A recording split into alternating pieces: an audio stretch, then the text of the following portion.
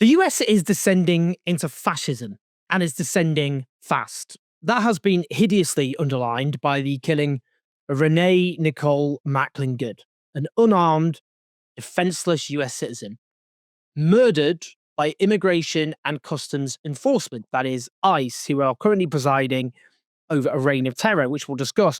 The video of this horror is all over the internet. I've watched it. It's graphic. It shows cold-blooded murder. Here's an eyewitness, Emily Weller. I came out onto my front porch and there was a woman who was a protester. She was blocking traffic with her car. She was parked perpendicularly. So the like convoy, there was probably 6 or 7 ICE vehicles. So she had blocked the traffic so they couldn't get through. And ICE was screaming at her to move, move, move. And then they got really aggressive and went over to her driver's side door and tried to open her door. And then she obviously got spooked and started to reverse. And then an officer approached her and leaned across, like got in front of her vehicle, and then leaned across the hood of her car and shot her point blank in the face. It was 3 or 4 shots. And then her foot just went all the way down on the gas and she tried to escape, and then hit a telephone pole and crashed into some cars. Donald Trump and the US authorities are lying through their teeth about what happened, about what can be clearly seen by anyone with eyes in the footage. On Truth Social, his social media thing, he posted, "I've just viewed the clip of the events which took place in Minneapolis, Minnesota. It is a horrible thing to watch. The woman screaming was obviously a professional agitator, and the woman driving the car was very disorderly, obstructing and resisting, who then violently, willfully, and viciously ran over the ICE officer, who seems to have shot her in self-defense. Based on the attached clip, it is hard to believe he is alive." Unbelievable. But it is now recovering in the hospital. The situation is being studied in its entirety, but the reason these incidents are happening is because the radical left is threatening, assaulting, and targeting our law enforcement officers and ICE agents on a daily basis. They are just trying to do the job of making America safe. We need to stand by and protect our law enforcement officers from this radical left movement of violence and hate. Authoritarianism, by its very nature, is based on lies. It's based on deceit. It's based on turning reality on its head. It's based on telling you to disbelieve your lying eyes and your lying ears.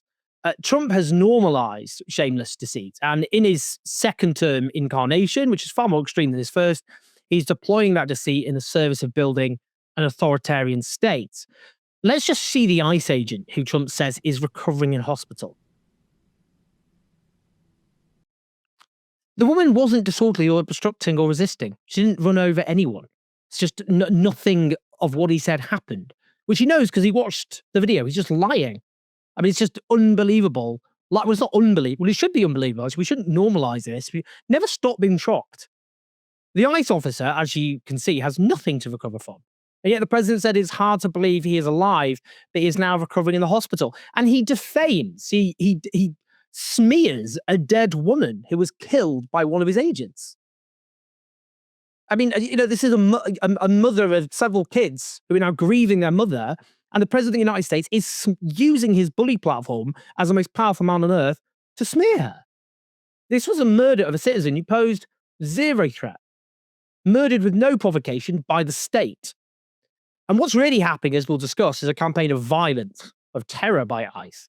Here's another lie from the US Homeland Security Secretary, Kristi Noem. We're making our streets safer. And anyone who is a citizen of this country or is here legally has nothing to fear, has nothing to get out of bed in the morning to be scared of, because we are only enforcing the law. Anyone who is a citizen of this country or is here legally has nothing to fear. That's what she said, literally just after a US citizen was killed in an act of cold-blooded murder. Now, X, Twitter, whatever, which is run by the far-right billionaire and on-off Trump bestie Elon Musk, is also peddling these lies. On its trending topics, its headline is, ICE agent kills Minneapolis woman in immigration operation clash. It's not a clash. There was no clash. And then it reads, on January 7th, ICE agents conducting arrests in South Minneapolis faced a blockade from Good's vehicle, leading an agent to fire shots through a windshield after she allegedly reversed and accelerated forward. Bullshit. That didn't happen. Total lies. It shows how Elon Musk is using his ownership of the social media giant to peddle disinformation in the service of fascism. These lies were rightfully taken on by Alexandria Ocasio-Cortez, the progressive congresswoman, of course, from New York. And the speaker and some others have said that this driver was weaponizing her vehicle. What do you say to that? I think that they're editorializing of this event to justify a public murder is disgusting. It is horrifying. And watch it for yourself. Watch it for yourself. And make that assessment to yourself and which of these leaders are lying to you with their statements. Some of your senators. Let's listen to the mayor of Minneapolis, Jacob Frey. And I have a message for ICE. To ICE, get the fuck out of Minneapolis. We do not want you here. Your stated reason for being in this city is to create some kind of safety, and you are doing exactly the opposite. People are being hurt. Families are being ripped apart. Long-term Minneapolis residents that have contributed so greatly to our city, to our culture, to our economy are being terrorized, and now somebody is dead. That's on you. And it's also on you to leave. It's on you to make sure that further damage, further loss of life and injury is not done. We're going to be working towards justice as quickly as we possibly can right now. And justice is what we've all got to get. Now, there's been marches across the United States in the aftermath of the ICE murder of Renee Nicole Good, not least in Minneapolis itself.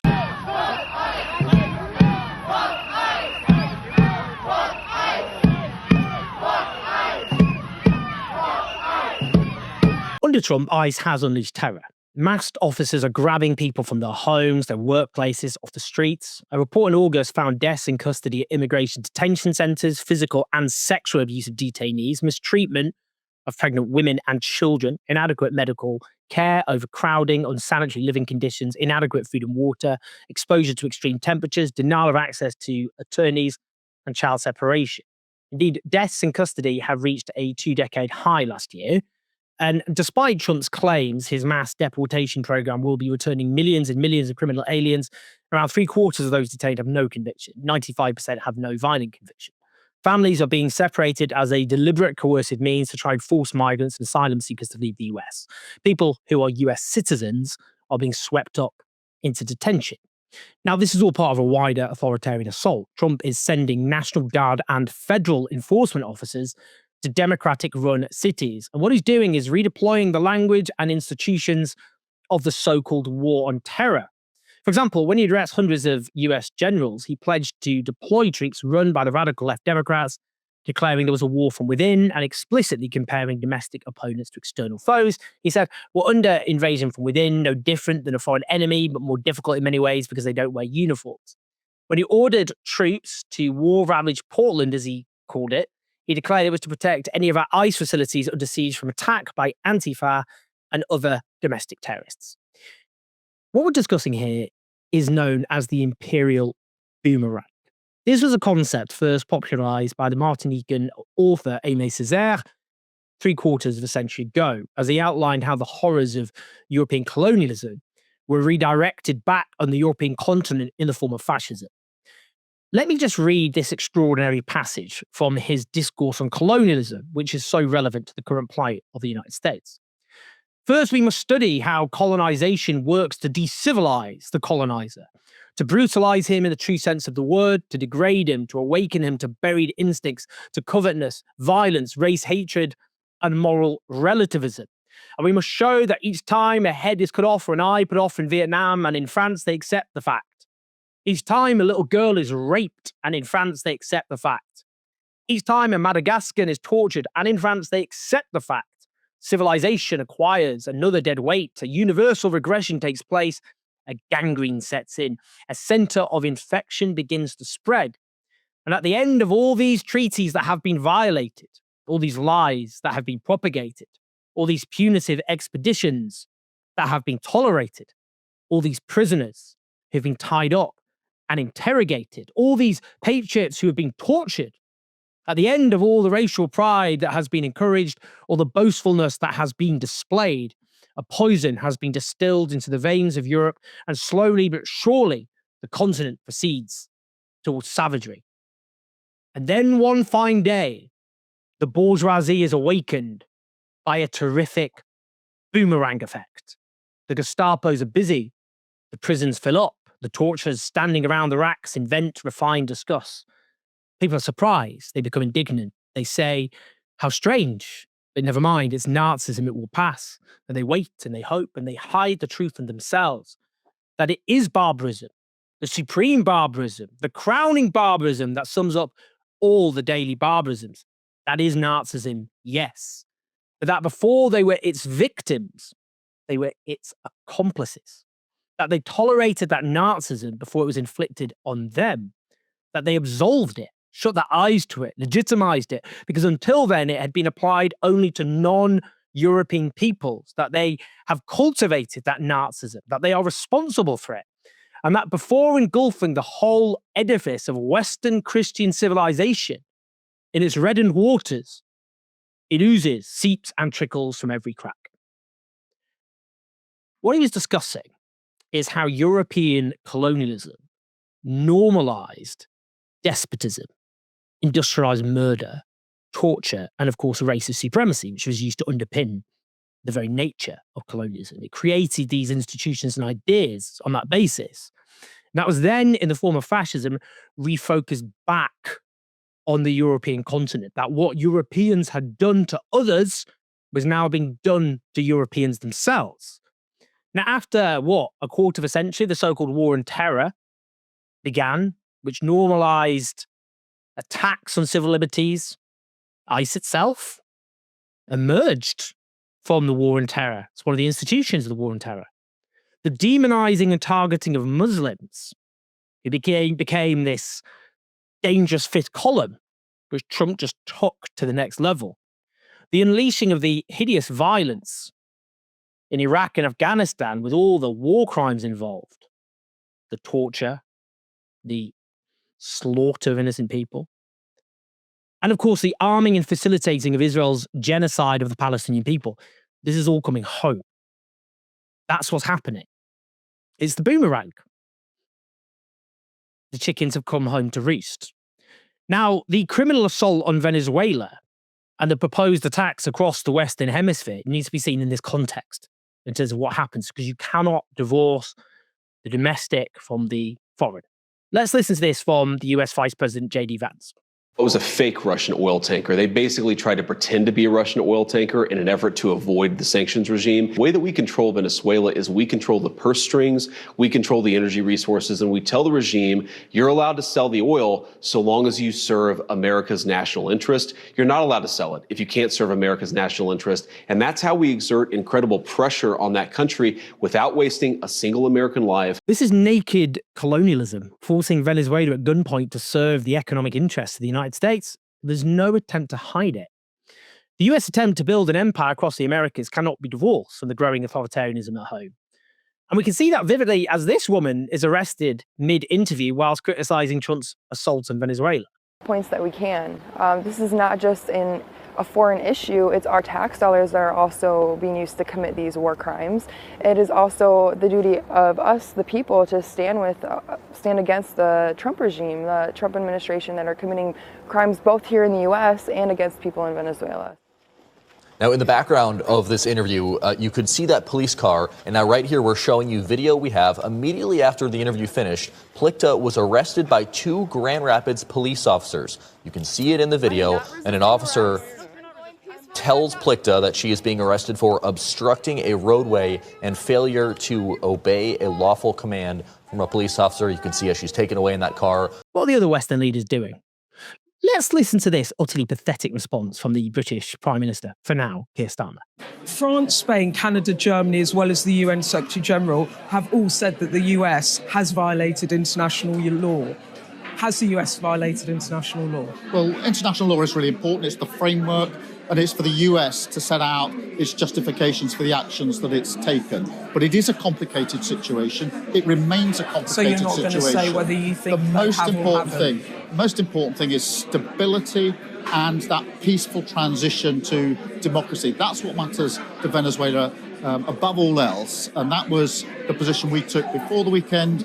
It's still our position So now. you're not going to say whether you think they have or haven't, just to be clear? I'm going to be clear that I believe in international law. I've long been an advocate for international law. I'm absolutely clear that is the framework that applies. Okay. Obviously, it'll be for the US to set out their justification in relation to the action that they have taken. You don't want to call it out?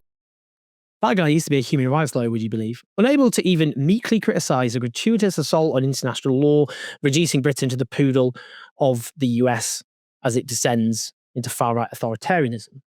And there's Peter Mandelson, one of the founders alongside Tony Blair of so-called New Labour, who Starmer appointed as the UK ambassador to the US before he was forced to resign in disgrace over his associations with the paedophile Jeffrey Epstein. And he's come out to announce to European leaders what he says is a histrionic reaction to Trump's proposed invasion of Greenland, which is funny because their response has actually been utterly cowardly.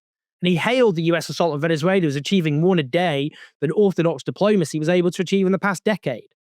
The truth is, Western elites are leading us down a path of authoritarianism, war, empire, and genocide. That's the age in which we live. The question facing all of us is, do we accept that, or do we fight back?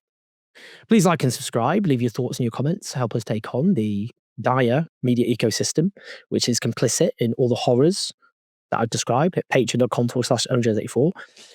The book I'm writing, as I keep saying, is The Fall of the West, which is out later this year. And I'm now at the last stage. And when I finish that, I can refocus on the video channel. But yes, The Fall of the West. I mean, the problem is, by the time it comes out, it's going to be a bloody history book, isn't it? West's going to have fallen. People are going to be like, didn't that happen a few months ago, Owen? Anyway, yeah, share the video, press like, subscribe, leave your comments. I'll speak to you in a bit.